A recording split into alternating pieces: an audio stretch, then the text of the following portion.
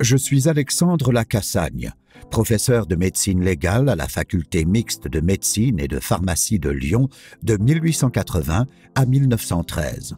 Je suis le fondateur de l'anthropologie criminelle et c'est grâce à moi que Lyon est devenue la capitale de la criminologie française. Comme j'ai toujours été un grand lecturier, j'ai accumulé tout au long de ma vie une très importante documentation, chez moi et dans mon laboratoire. Après ma mort, j'ai fait don de ma bibliothèque personnelle à la ville de Lyon. 12 000 documents sont conservés à la bibliothèque municipale. Mais l'ensemble de la documentation qui se trouvait dans mon laboratoire de médecine légale à la faculté de médecine a été remis en 2006 à la bibliothèque universitaire.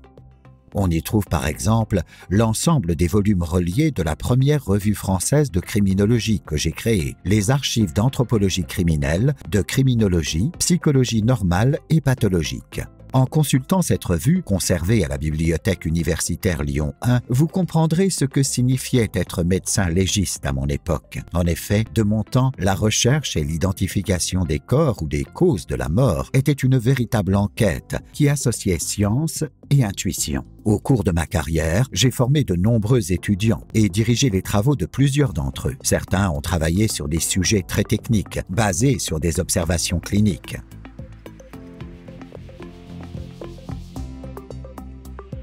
D'autres de mes élèves ont étudié les crimes en eux-mêmes.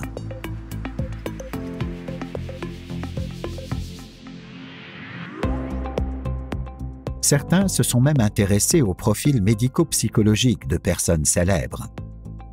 Ces travaux que mes élèves ont réalisés à partir de leurs propres observations ou à partir des rapports établis par les médecins lors d'affaires criminelles vous permettront de comprendre comment on faisait à mon époque pour résoudre une enquête criminelle par la médecine. Vous verrez que l'on prenait soin de décrire minutieusement l'état du cadavre, du cerveau à l'intérieur de l'estomac, en passant par les vêtements et l'expression faciale de la victime. On s'intéressait également beaucoup aux criminels que l'on croyait déterminés par leur classe sociale, leurs antécédents psychologiques et même par la génétique. Ces thèses, conservées dans le fonds ancien de la bibliothèque universitaire, sont mes exemplaires de travail, des documents que j'ai abondamment annotés, en ajoutant des remarques élogieuses lorsque j'étais satisfait du travail réalisé, mais aussi en notant mes désaccords ou mes réserves sur certains points.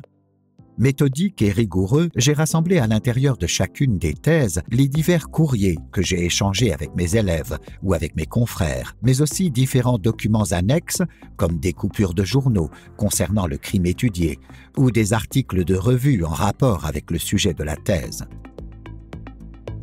Mes travaux et les thèses que j'ai dirigées ont contribué à résoudre plusieurs affaires criminelles, comme celle dite des malles sanglantes, la malle de Millery par exemple, ou encore celle de la rue Tavernier.